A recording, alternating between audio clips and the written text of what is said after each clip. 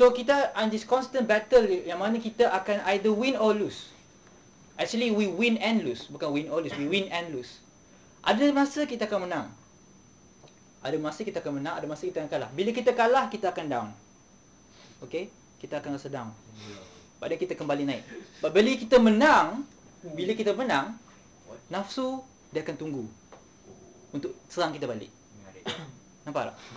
So dia macam it's like bila aku ada dengar dekat satu ceramah ni yang mana dia gambarkan nafsu ni as a different entity ya. Walaupun nafsu is within ourselves, but kita identify nafsu as a different entity.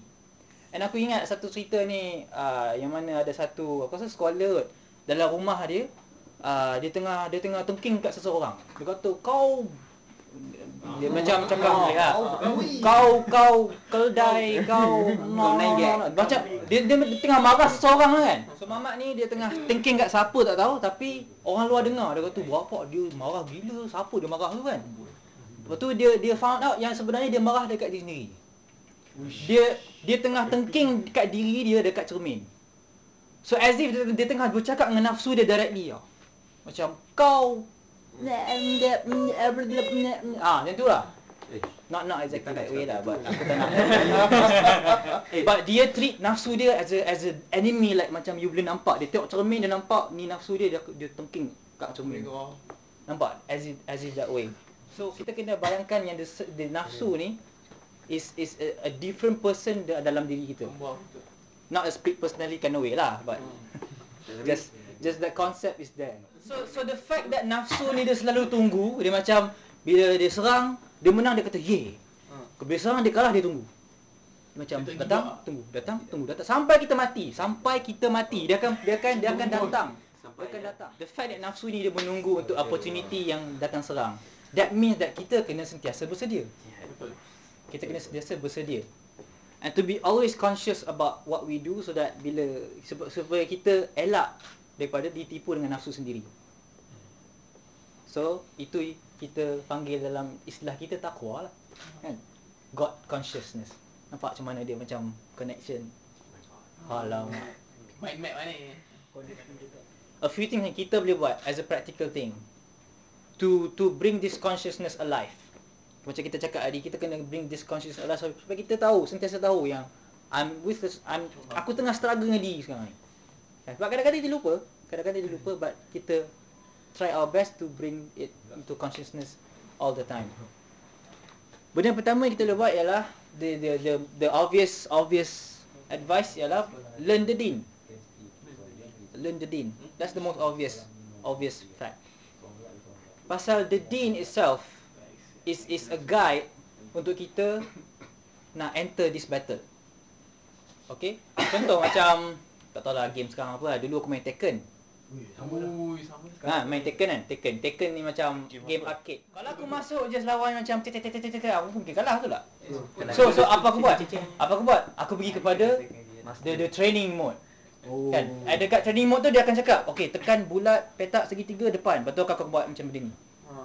That's exactly tak nak kata parallel, but then example yang boleh kita gambarkan, the guide to this battle ialah the deen itself. So the deen is something you have to equip yourself with. The word equip yourself with. Bukan semata-mata nak belajar dapat A, tapi belajar untuk nak dapat syurga. Okay, which is the ultimate A lah kiranya. So equip yourself with the deen. And interestingly, something that very interesting, kita selalu dengar yang Islam ni Islam itu mudah. So aku akan bagi shocker sikit. Bukan. Chill. Belajar the deen will make your life easier and harder. Easier in what way? Easier in the sense that you know your purpose of life and you know how to achieve that purpose. That's easy. Pasal the contrary ialah kita tak tahu hidup ni untuk apa, so kita macam floating. And as a human being is something that the psyche macam tak dapat terima tau. Bila kita floating, don't know what to do. Fitrah. Macam kalau kita selalu dengar convert satu cerita kan, before Islam I was empty inside. Kan, walaupun dia ada, maybe dia kaya, maybe dia selebriti, tapi bila dia kata after Islam I feel macam vacancy dalam tu dia terfeel. So in that way Islam makes our life easier. In that way. Tapi Islam juga makes our life harder. Why? Sebab dengan kita belajar Islam, cara hidup ni, kita bring this struggle yang aku cakap tadi ni kepada conscious mind. Dulu kalau kita unconscious, kita tak tahu. Tapi sekarang kita dah tahu yang kita tengah struggle, that makes it harder. Contoh paling mudah, you go to a restaurant, nafsu kata nak makan, but no, you check dulu halal ke tak. Halal ke tak, which is a very simple example, halal ke tak. And it's a struggle. It is a struggle, kan? Diet ke tak? Sebab kalau ikut nafsu, nampak macam ada pork chop depan ni, nafsu kata nak makan, seriously. Rasa dulu. Kan? Ataupun tak kata pork chop lah kan, cakap chicken yang tak disembelih dengan bagus. Chicken wing. Nampak kita mesti nak makan. Badan kita cakap no, nafsu chill. Halal ke tak? So that is a simple example yang mana kita cakap this struggle comes to mind. So dengan belajar the deen, you will face difficulties. Bila belajar the deen, you will face difficulties in a lot of aspect of life. And jangan fokus only on ibadat punya aspect sajalah kan. Contoh macam kita cakap, struggle of the self meaning staying khusyuk in prayer, which is true. Or nak berpuasa sebulan, which is true also. Tapi the struggle of the self juga, they extend to every single part of our life. Every single part of our life. Okay? And learning the deen tak bermaksud kita belajar halal haram sahaja. Okay? Tak bermaksud kita belajar halal haram sahaja. That is one of it. The other thing ialah kita belajar macam mana kita nak understand halal haram, and macam mana kita guna ilmu ni in our daily life. Which is a component yang selalunya orang miss. Macam mana Zulfaqar cakap tadi, kalau Allah sayang kita, Allah bagi kita understanding of the deen. And understanding is something a step up daripada knowing. Aku boleh baca buku and tengok, okay, babi haram, ayam halal. Aku tahu. But untuk fahami benda tu, is something that takes a step further. Contoh, katakanlah. Contoh. Okay. Katakanlah ada seorang perempuan yang tak pakai tudung. Okay, perempuan yang tak pakai tudung. A simple yes or no ialah tak pakai tudung haram.